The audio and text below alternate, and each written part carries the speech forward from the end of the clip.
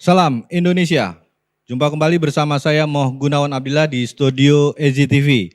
Tema malam ini akan begitu dahsyat karena beberapa narasumber yang hadir di studio EZI adalah bukan orang sembarangan tetapi orang-orang yang luar biasa. Jadi tanpa berpanjang lebar kita akan sapa satu persatu narasumber yang hadir di studio EZI TV. Ada Pak Ramsaya. Ramsa, selamat malam Pak. Ada Bang Rudi, selamat malam Bang. Ada Dokter Tri, selamat malam Dok. Ada Ezra, selamat malam Ezra. Malam Mas Gun. Jadi tema malam ini memang akan menguak atau bisa juga disebut bisa membongkar. Jadi praktek-praktek di dunia kesehatan, dunia bisnis, dunia macam-macam lah. Jadi masyarakat Indonesia mungkin akan dapat benang merahnya. Apalagi yang hadir di sini adalah seorang auditor investigasi Inspektorat Jenderal Kementerian Kesehatan, mantan, jadi baru 2 bulan pensiun. Jadi mungkin untuk pertama-tama kita dari keluarga korban, nanti Bang Rudi, Ezra, baru nanti dokter bisa membuat pencerahan kepada seluruh rakyat Indonesia dan kepada Presiden Jokowi sebagai penentu kebijakan. Itu sangat penting Dok. Oke, langsung saja nih ke keluarga korban. Jadi ini orang tuanya Gilang. Oke, jadi ini kan hari ini nih sudah tercatat ada 200. Mungkin Gilang ini 354 kasus. Jadi mungkin Gilang adalah salah satu kasus kalau ngelihat dari rekam medik itu dugaannya gagal ginjal akut kan begitu. Jadi bisa diceritakan bagaimana Gilang, terus sudah berapa lama penanganannya seperti apa, dan mungkin kesulitan-kesulitan dan harapan kepada pemerintah itu seperti apa? Silakan. Assalamualaikum warahmatullahi wabarakatuh. Saya Irham sebagai keluarga korban dari gagal ginjal. Kita sudah mencoba berobat setelah 6 bulan yang lalu untuk menyembuhkan penyakit keluarga saya. Setelah beberapa bulan yang lalu terdengar berita dengan adanya sirup penurun panas yang ada zat berbahayanya, jadi pihak keluarga ada rasa praduga, ada rasa curiga. Apa betul dan tidak. Jadi di sini kita dari pihak korban, pihak yang merasa jadi ada praduga itu, tolonglah dari pihak kementerian, pihak pemerintah, tolong dibantu kita dan dicegah untuk tidak ada korban selanjutnya. Ya seperti kita sudah habis-habisan Pak selama 6 bulan. Sekarang biarpun rawat jalan itu tetap dari subuh kita jalan, dari jam 3 pagi sampai jam 7 malam. Itu penderitaan keluarga Pak. Oke, mungkin ditahan dulu, nanti akan kita lanjutkan. Bang silakan minum dulu, kita langsung ke Bang Rudi dulu. Bang Rudi, kita sudah mendengar apa yang disampaikan orang tua Gilang. Bagaimana sesungguhnya ini baru perwakilan 1 dari 354 kasus yang ada di Indonesia. Dan hari ini juga ada tim gabungan pencari fakta yang terdiri dari polisi, Komnas Anak, ada dari segala macam lah. Nah, Bang Rudi melihat kasus-kasus yang semakin bermunculan dan tiba-tiba angka kematiannya juga ada orang bilang kemarin sudah menurun, tapi tiba-tiba hari ini saya dengar dari 195 naik ke angka 200. Jadi kemungkinan juga besok akan bertambah lagi dan doanya sih kita jangan sampai ke sana. pengawalan Bang Rudi untuk mengkritisi pemerintah adalah dengan membawa jalur ini ke kasus hukum. Jadi sudah bukan main-main lagi.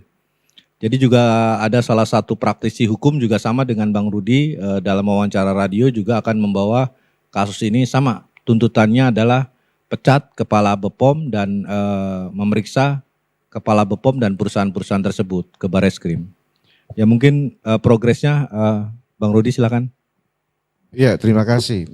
Jadi berkaitan dengan apa yang menjadi kegalauan kita hari-hari ini terhadap sejumlah vonis bahwa ada anak balita, anak remaja umur 11 tahun ke bawah, bahkan ada yang baru 8 bulan yang divonis menjadi penyakit gagal ginjal. Kita tahu bahwa ada isu di luar, apakah betul atau tidak itu bukan menjadi wewenangan kita, tetapi bahwa ethylene glycol itu menjadi penyebab dari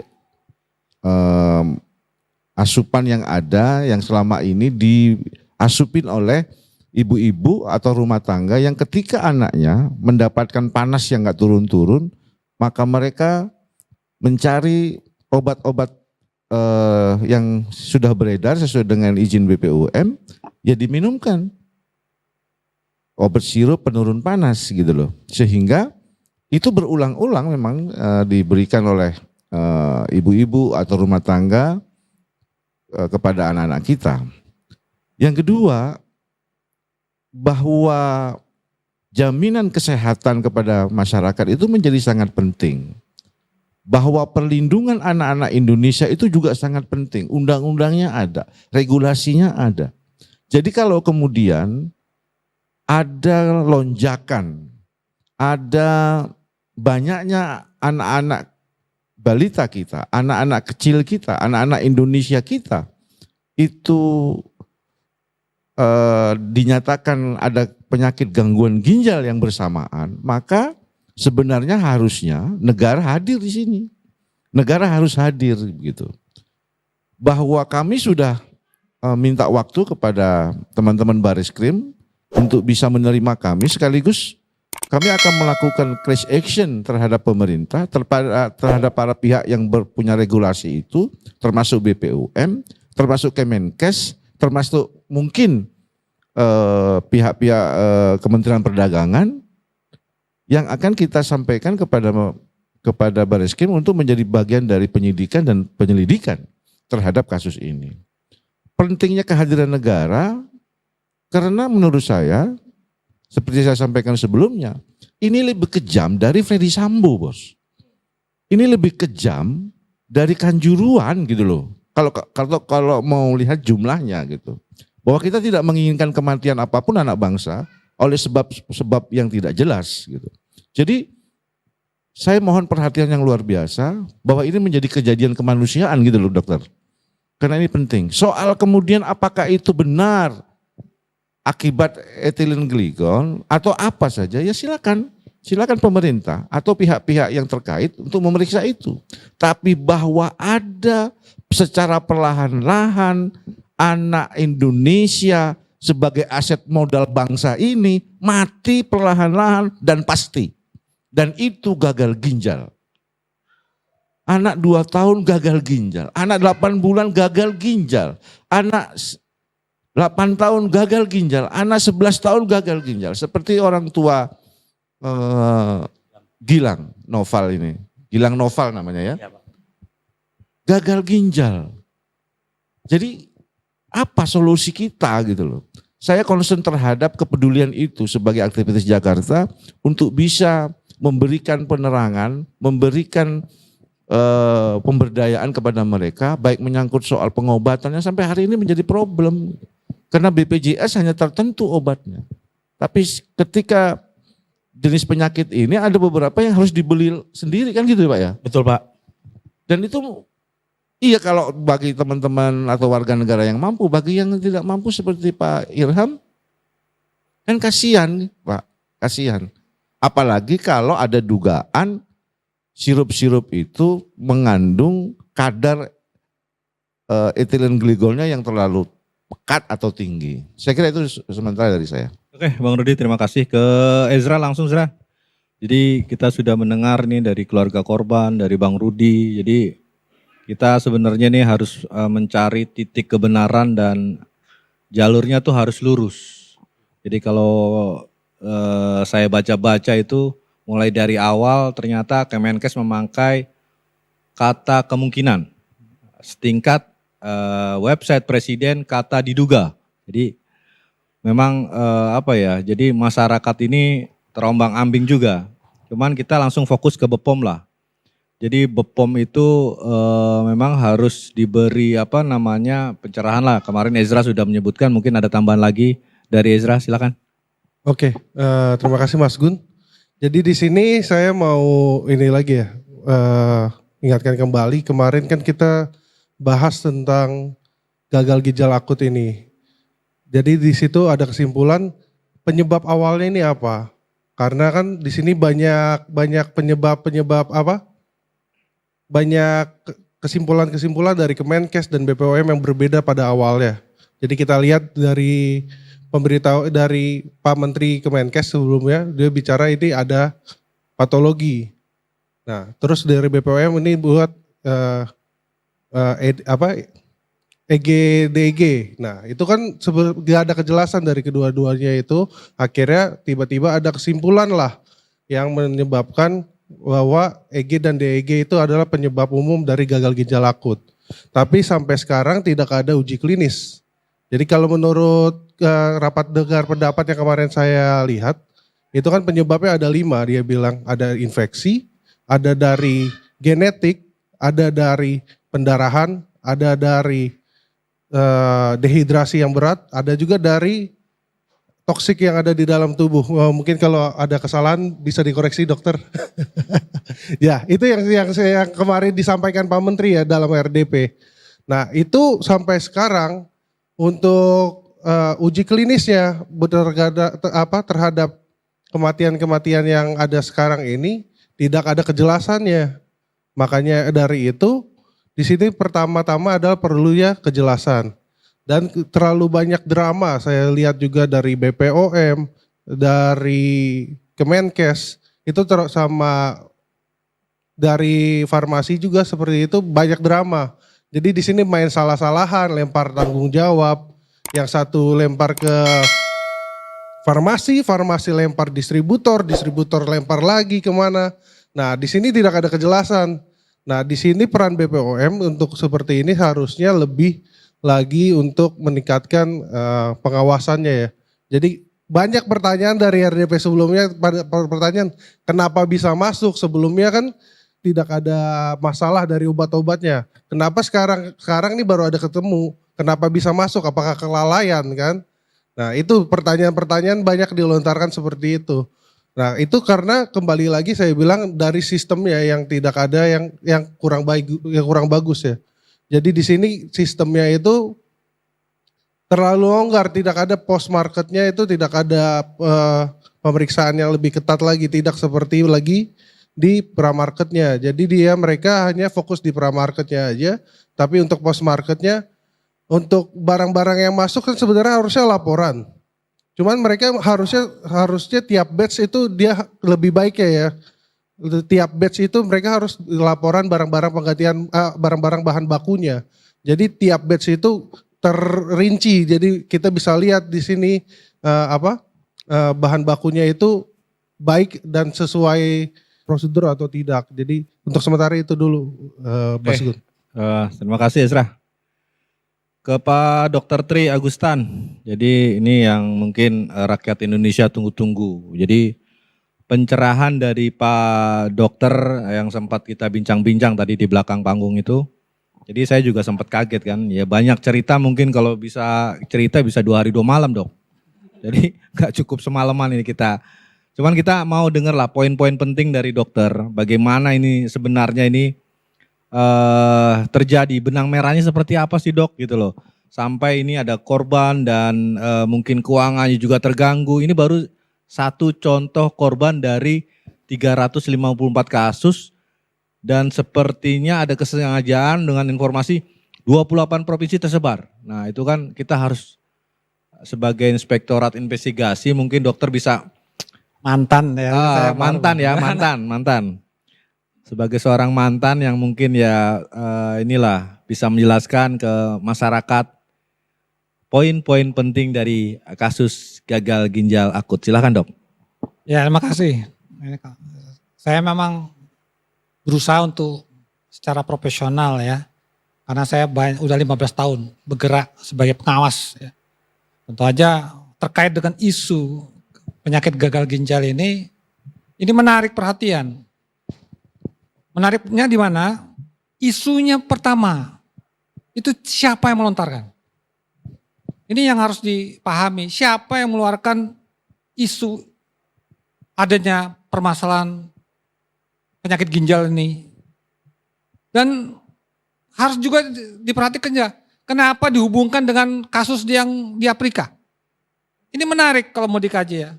Sebagai saya orang mantan pengawas, tapi kalau pengawas itu profesi boleh ya. Jadi ini menarik. Itu siapa sih? Ini menarik untuk dikejar. Penelitinya mana? Suruh munculkan. Jangan isu ini keluar dari tiba-tiba dari Kementerian Kesehatan, dari Badan POM, ini enggak benar. Ya motif peneliti ini apa? Lalu ada yang menyambut dengan motif ini kasusnya hubungannya sama kasus yang di Afrika. Ini suatu jembatan yang harus dikaji lebih mendalam. Ada latar belakang. Sehingga meresahkan masyarakat. Apalagi tidak diketahui siapa sih sumbernya. Tiba-tiba langsung klaim. Ini ada masalah. Ini ada masalah. Saya curiga ini ada kepentingan bisnis di sini. Kepentingan bisnis ini tiba-tiba nanti hubungannya sama pengadaan barang dan jasa. Pengadaan terus, keluarlah, dihubungi WHO, keluarlah alat-alat tertentu untuk menangani permasalahan ini. Ini yang harus diperhatikan sebagai, ya harusnya Kementerian Kesehatan itu wajib melihat isu ini dengan baik. Jadi health investigation itu harus tajam. Jangan terbawa isu. Langsung klaim, langsung pengadaan, langsung mengadakan. Nah ini motifnya apa? Masyarakat resah memang mungkin kasus gagal ginjal yang penyakitnya memang banyak penyebabnya. Itu meresahkan semua. Gagal ginjal permasalahan bisa dari air, dari makanan. Tiba-tiba langsung dikonotasikan dihubungkan dengan obat tertentu, produk tertentu. Ini menarik. Nah ini yang harus ditelusuri. Saya berharap Pak Jokowi jangan terpengaruh dengan isu. Suruh penelitinya itu muncul. Seberapa jauh penelitian itu akurat atau tidak. Jangan menimbulkan isu. Saya terus terang aja kalau melihat ini ada motif-motif yang tidak benar. Untuk penanganan memang kalau ada kasus ya tanganin kasusnya. Kasus ginjal ini kan kasus yang harus sangat emergensi ya. Dan ini harus ditangani oleh profesional. Ya kalau memang menanggapi ini ya silakan yang namanya Kementerian Kesehatan itu mengeluarkan kebijakan segala. Barang siapa yang kena gagal ginjal akut silahkan di sini gitu. Kumpul di sini. Masyarakat tolong langsung. Jangan pakai proses berbelit-belit, tanganin langsung. Ada kebijakan-kebijakan tersendiri lah. Sehingga tidak meresahkan terus. Nah ini banyak isu-isu yang meresahkan masyarakat. Ini yang saya sendiri tidak setuju. Ini motifnya kalau bisnis. Nah terus ini yang harus dicegah motif bisnisnya. Terus pengadaan barang jasa. Dan inilah motif korupsi ini yang saya selama ini memang cenderung ke arah sana. Oleh sebab itu kalau untuk penanganan kasus gagal ginjal akut silakan Kementerian Kesehatan buat tim unit sendiri, tunjuk rumah sakit, siapapun yang sakit silakan saja. Kalau ada indikasi, ya seperti Bapak ini, dimanapun juga tunjuk rumah sakitnya. Suruh langsung, jadi jangan pakai rujukan-rujukan. Merusak aja nanti itu. Ini sistem rujukan ini memang harus dikritisi. Dari puskesmas, dari ini harus itu meningkatkan kos yang tinggi. Ini yang saya kritisi sama Menteri dulu untuk dipangkas peraturan ini sehingga apa yang diderita masyarakat langsung ditangani. Ini peraturan harus dibenahi. Saya terus terang cenderung memang peraturan-peraturan inilah yang menghambat Kementerian Kesehatan untuk aksi langsung. Karena peraturan diri sendiri ini memang harus dibenahi oleh peraturan yang dikeluarkan oleh Kementerian Kesehatan itu sendiri. Itu aja komentar saya. Oke. Terima kasih Dok, nanti kita akan lebih tajam lagi karena apa yang disebutkan dokter itu di DKI sendiri sebenarnya sudah keluar surat edaran yang tadi tahap-tahap mungkin masyarakat harus ke rumah sakit ini bisa langsung. Kalau saya lihat 2 minggu surat edarannya sudah ada nih. Ke Bung Irham lagi. Jadi mungkin bisa lebih ceritakan lagi tadi habis-habisnya seperti apa dan apakah benar tadi yang seperti Dokter Tri bilang kesulitan itu rawat jalannya apa harus pakai rujukan lagi? Apa memang di Jakarta kan Gilang? Betul Pak. Nah apakah rumah sakit Jakarta itu seperti surat edaran yang disebutkan Kepala Dinas Kesehatan DKI Jakarta? Jadi dia punya alat picu, terus dia dokter-dokternya juga harus bertindak cepat terhadap anak-anak yang terkena kasus gagal ginjal. Apa seperti ini atau bagaimana faktanya? Silakan Bung Irham. Ya seperti itu Pak. Kita sebelum menyatakan keluarga saya sakit ginjal harus dapat rujukan dulu. Setelah dapat rujukan kita ke rumah sakit besar baru dapat hasil ginjal dirawat dan sekarang rawat jalan dengan harus ngambil nomor jam 3 pagi Pak. Dan diperiksa jam 1. Iya. Dan jam 2 kita ngantri di apotek jam 8 malam baru dapat obat. Itu pun kalau ada obatnya katanya. Kalau nggak ada besoknya suruh balik lagi. Mohon tolong Pak, jangan dipersulit Pak. Tapi kalau untuk saat ini penanganan di DKI Jakarta yang tadi seperti saya tanyakan, apakah ada kemudahan saat ini? Kemudahan tidak ada Pak. Kesulitan banyak Pak. Jadi tidak ada kemudahan karena kan di surat edaran Kepala Dinas ini semua vaskes itu harus bergerak melayani anak-anak yang terkena kasus gagal ginjal. Tapi faktanya Tidak Pak. oke, Sampai sekarang masih Pak. masih susah, Masih sulit. susah mendapatkan obat itu Pak. Oke. Ya terima kasih Bung Irham, mungkin ini bisa jadi masukan untuk Bapak PJ Heru Budianto. Jadi ini salah satu warga yang kesulitan. Padahal jelas-jelas di surat dinas edaran Kepala Dinas Kesehatan DKI Jakarta tuh seluruh vaskes tuh harus siap melayani.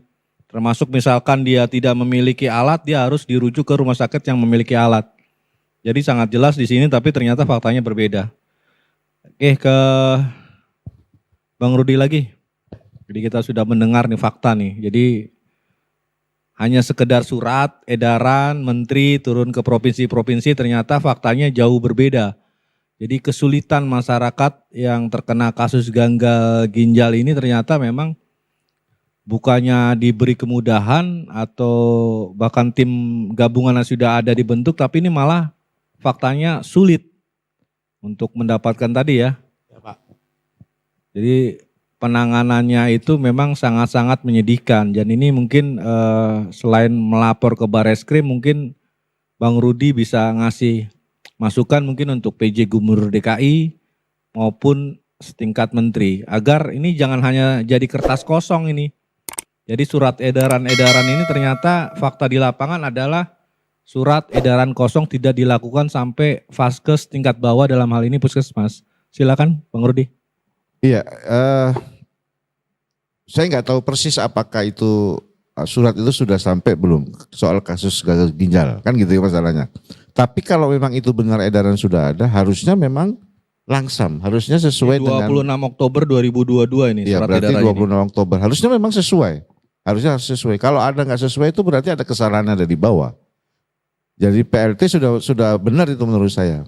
Nah, tapi ini menjadi masukan penting untuk kita sampaikan juga ke PJ Gubernur agar supaya ini selaras penanganan gagal ginjal.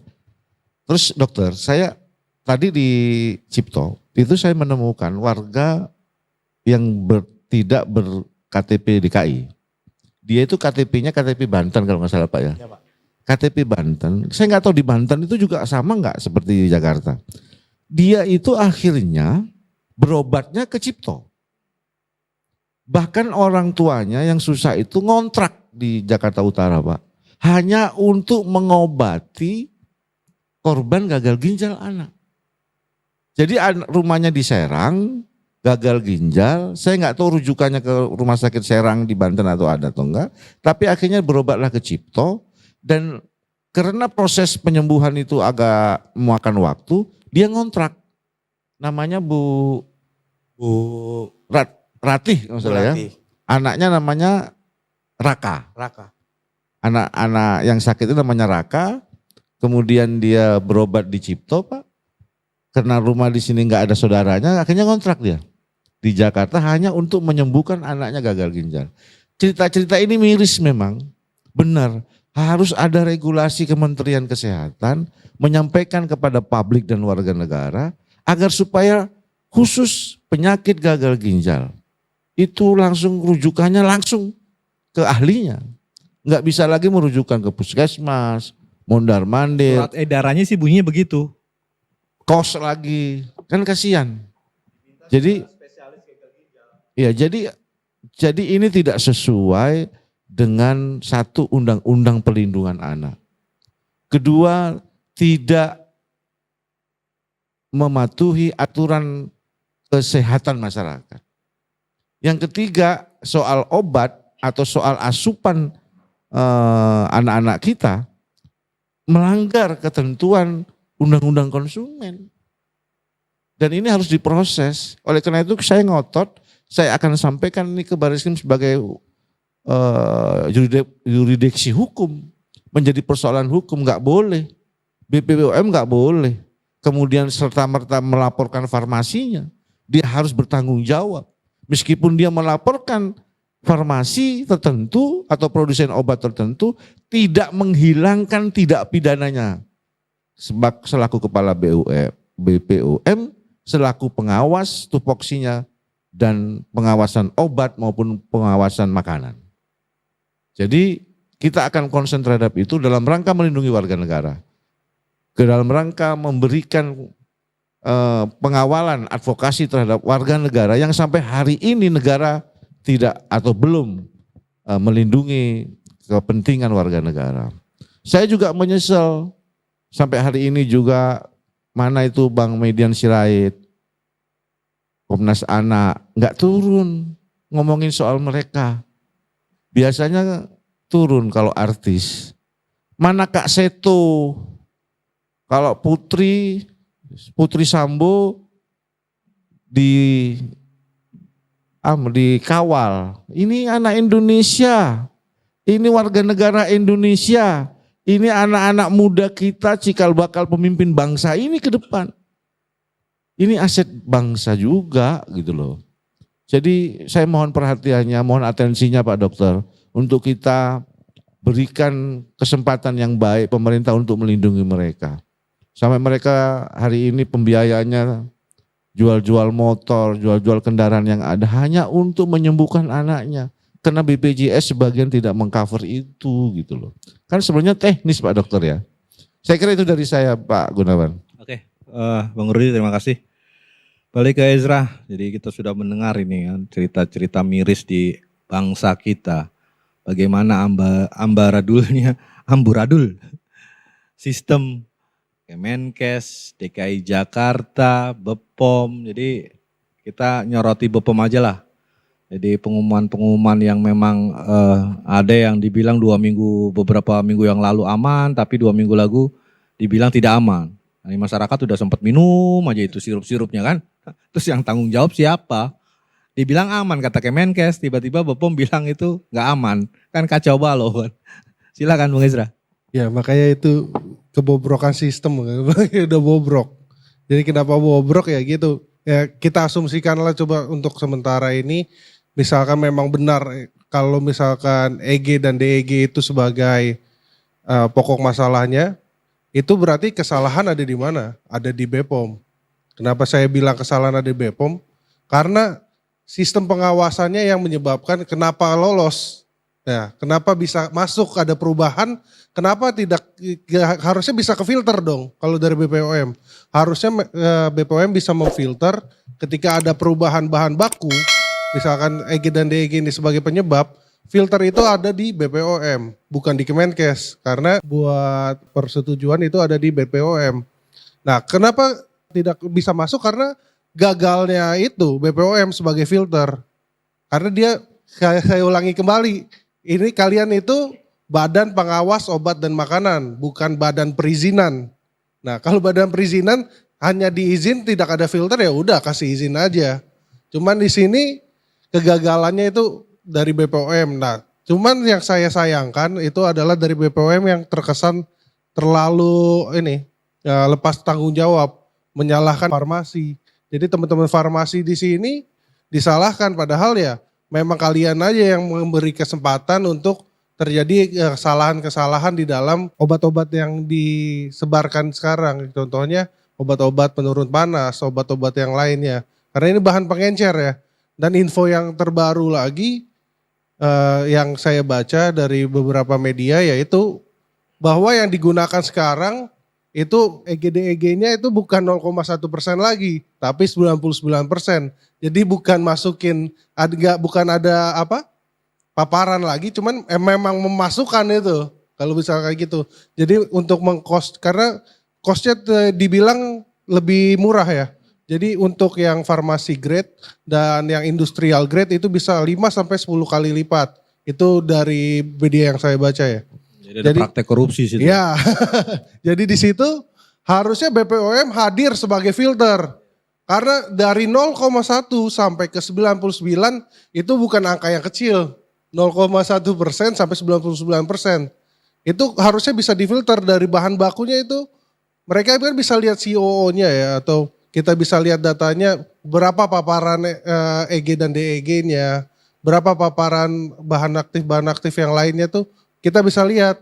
Jadi kenapa tidak tiap batch mereka itu kasih aja kayak kasih sampel untuk per batch itu obat-obatan untuk bahan baku. Karena sistem yang mereka lakukan sekarang kan memang hanya review aja. Jadi dia cuma baca review karena alasan dari berbagai banyak obat. Jadi kalau misalkan dia uji sampel satu persatu itu tidak cukup. Tidak bakal keteteran. Nah kalau misalkan dia minta review, silahkan tiap batch itu bisa dibaca review. Nah, jadi itu menurut saya salah satu sistem yang harus diubah. Kenapa harus diubah? Karena itu untuk memfilter kejadian-kejadian yang tidak diinginkan. Jadi sementara itu dulu Mas Gun. Oke, Desra, kembali ke Dr. Tri. Jadi Indonesia ini kalau ngeliat dari ini bobrok. Itu baru dugaan. Jadi kita pakai istilah itulah, dugaan kemungkinan bobrok. Jadi harus kita pakai itu kata itu. Jadi aman kitanya dari jeratan hukum. Jadi kita harus mengikuti yang atas juga Dok. Di EZI TV juga demikian. Kemungkinan bobrok dan diduga bobrok Sistem Kesehatan Nasional Indonesia. Jadi sebagai seorang mantan auditor melihat hal-hal miris seperti ini. BPOM-nya begitu, sistem Vaskesnya begitu, kacau balau. Gimana? Silakan Dok, mungkin ada masukan dan saran untuk merubah. Meskipun pemirsa CCTV, dokter ini sudah memarahi 2 menteri, itu. Silakan Dok. Ya ini yang paling penting kembali lagi. Dalam menanggapi isu itu memang harus benar-benar hati-hati.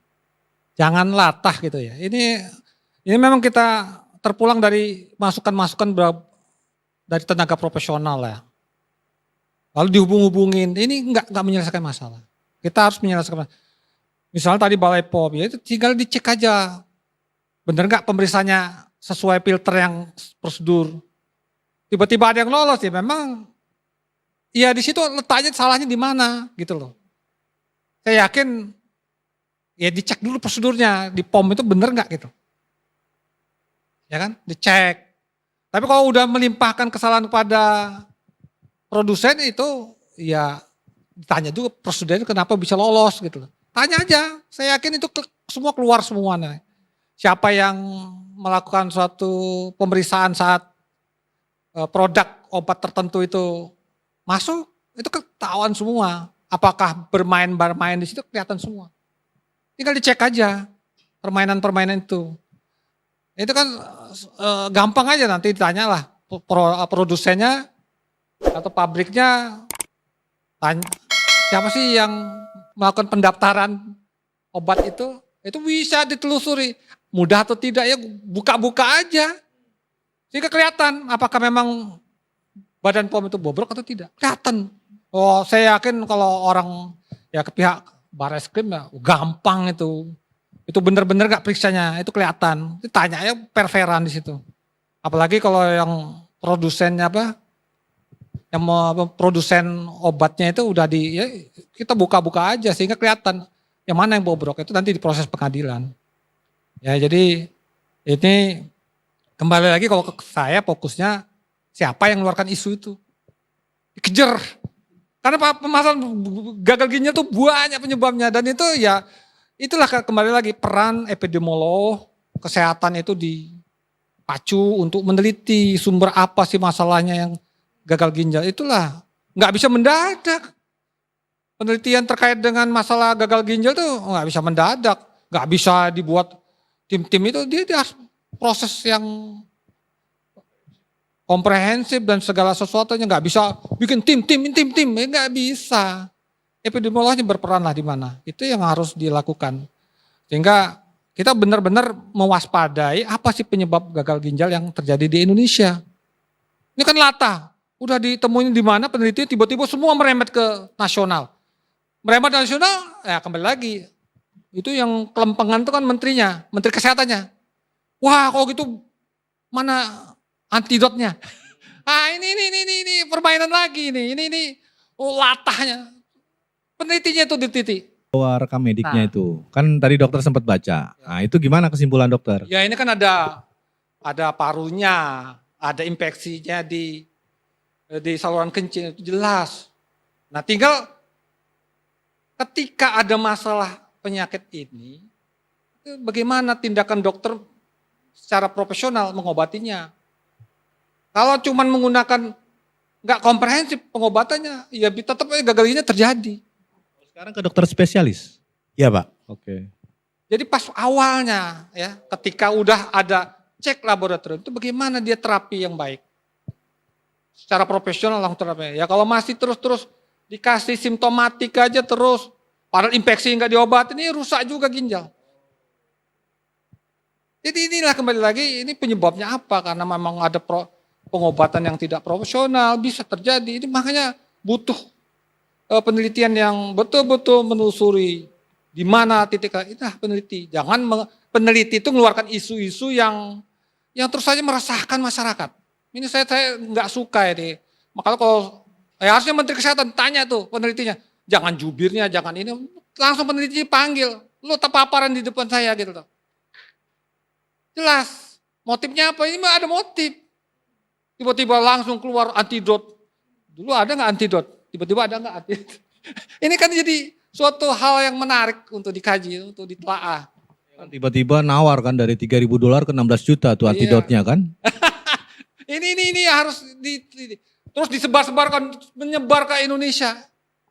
Ini penelitiannya sampai di mana? Penelitiannya apa yang benar? Penelitian mungkin di Cipto atau di mana? Silakan ungkap, muncul. Ya kalau penyakit ginjal, kembali lagi, gagal ginjal akut itu banyak. Itu menyebar. Misalnya di Jawa Timur, itu gara-gara airnya. Ya semua. Ini banyak, jangan.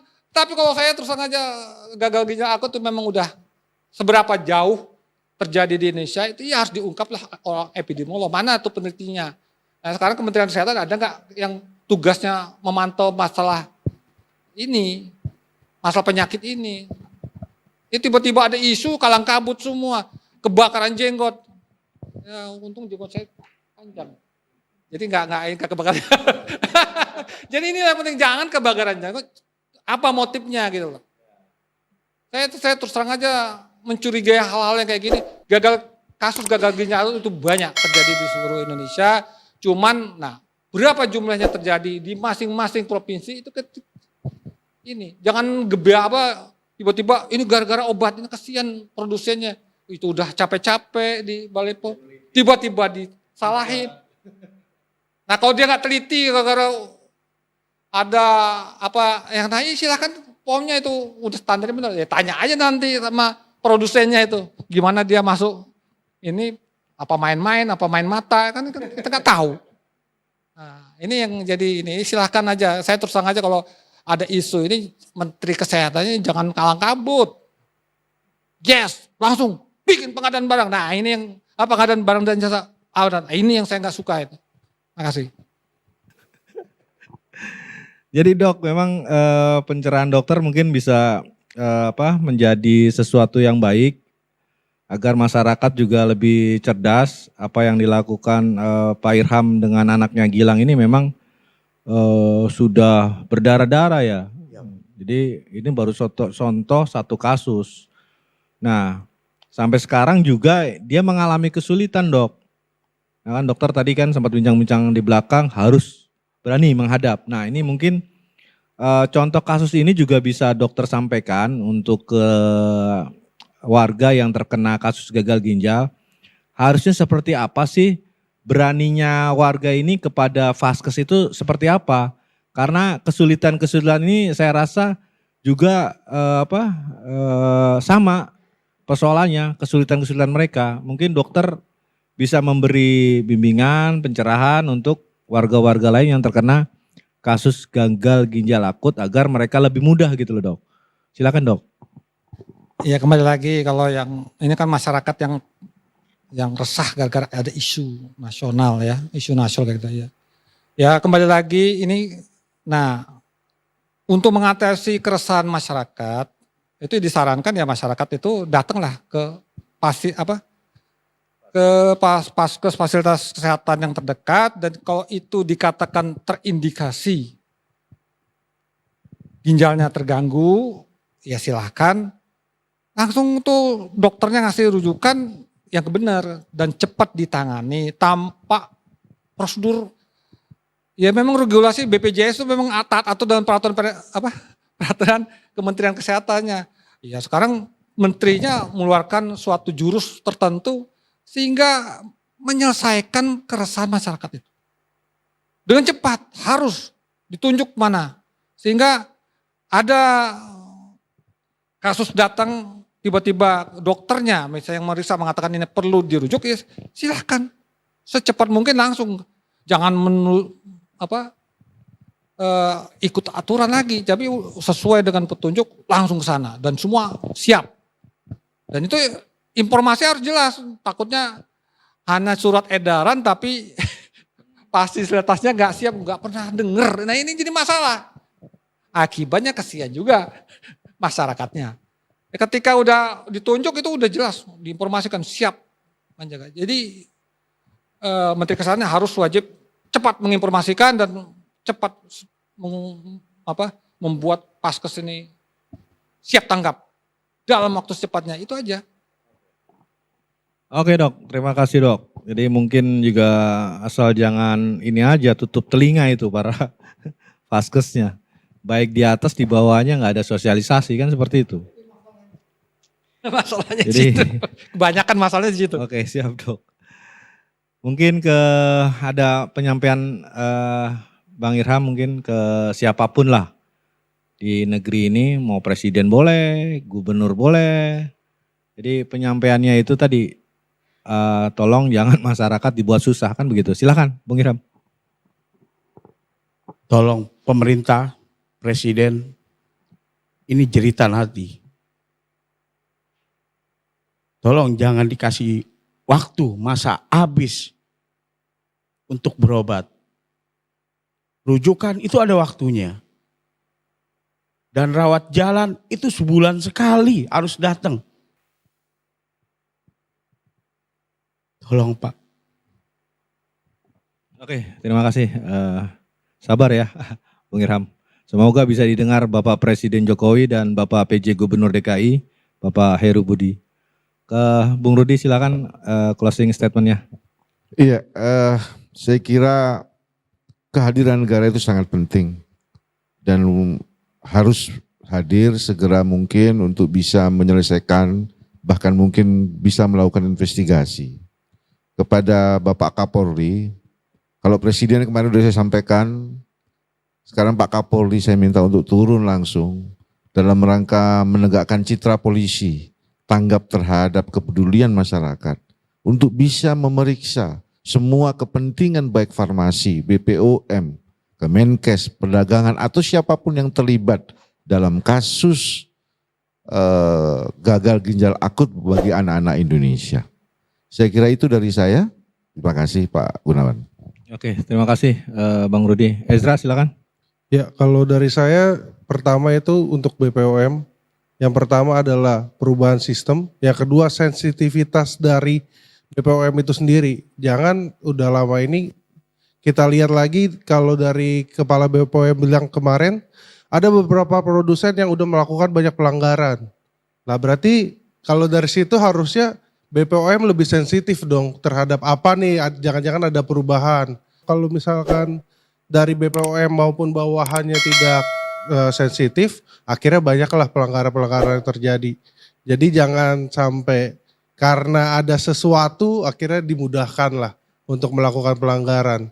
Nah makanya itu semua harus sensitif. Jadi jangan udah tahu udah banyak pelanggaran tapi masih diberikan kelegaan. Nah makanya itu ada apa di dalam itu.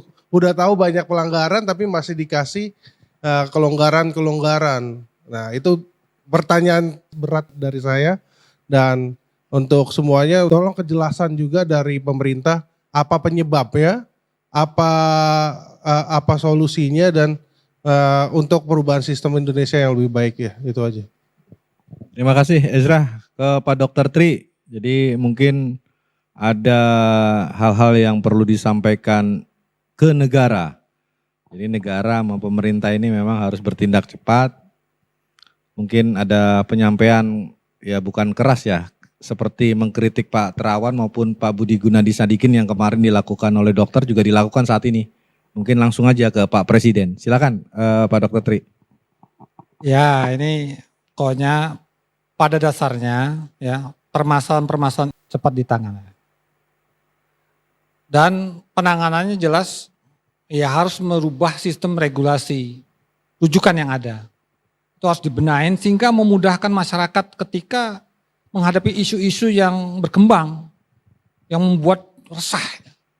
Ini regulasi rujukan ini yang saya cenderung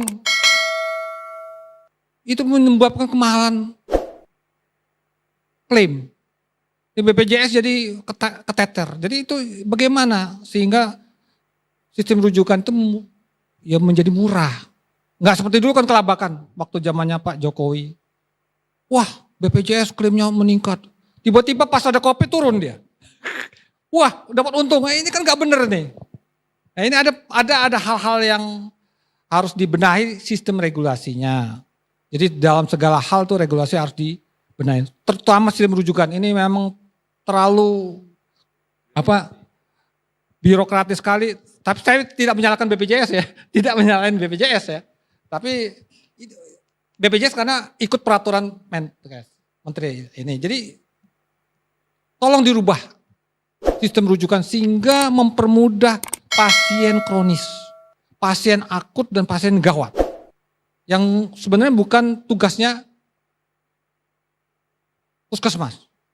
Ya harusnya udah ada gagal ginjal, ya silakan langsung ke dokter yang penting ke rumah sakit tertentu yang mempunyai fasilitas. Dan itu dia baru dikembalikan ke puskesmas apabila udah baik, dikembalikan. Nah itu, tapi ketika kita awal dari situ masih belum sembuh, ya jangan dikasih buat rujukan lagi. Bikin surat rujukan lagi, ini yang menyusahkan masyarakat. Jadi ini yang harus dibenahin. Dan kenapa? Setiap puskesmas ini diklaim. Masuk rumah sakit tipe atasnya klaim. Rumah sakit atasnya diklaim. Ini mahal jadi harganya. Ini kalau memang jatahnya ada fasilitasnya di tempat rumah sakit tipe A ya udah langsung aja. Jadi jangan prosesnya berlarut-larut sehingga menyusahkan masyarakat. Itu yang jadi susah masyarakatnya. Langsung aja kalau udah dia difasilitasi silakan datang ke situ sampai dokternya di rumah sakit A itu Anda boleh kembali lagi ke puskesmas. Dan dinyatakan sembuh. Dan ini layak di mana. Dia juga boleh nurunkan, jangan ke puskesmas lagi, langsung ke rumah sakit tipe yang untuk sebagai ini. Jadi sistem rujukannya jangan berjenjang, tapi langsung memudahkan pasien yang, coba bayangkan pasien jantung harus ada rujukan itu. Enggak, langsung kalau jantung memang enggak bisa diobatin, langsung aja ke tipe A. Memang kalau dibilang di tipe A ya udah. Sampai diserahkan ke tipe berapa nanti. Jadi ini yang harus dirubah. Ya. Tapi saya nggak nyalakan BPJS, kembali lagi. Karena BPJS patuh sama aturan. Jadi menterinya yang harus merubah peraturan-peraturan yang ada. Harus berani gitu loh. Copot Pak kalau nggak mau berubah Pak. Ah, ya harus dicopot kalau nggak ini. Ya terima kasih. Oke, terima kasih Bung Irham, Bung Rudi, Pak Dr. Tri, Ezra atas pencerahannya. Semoga bisa didengar oleh seluruh pemangku kebijakan di Republik ini. Demikian pemirsa IGTV, bincang-bincang yang begitu wah dan penuh dengan nuansa pencerahan. Mungkin masyarakat di Indonesia juga bisa mendengar apa yang dikatakan Dr. Tri. Termasuk perubahan total rujukan-rujukan yang begitu sangat jelimet lah bahasa Jawanya itu dirubah menjadi lebih mudah.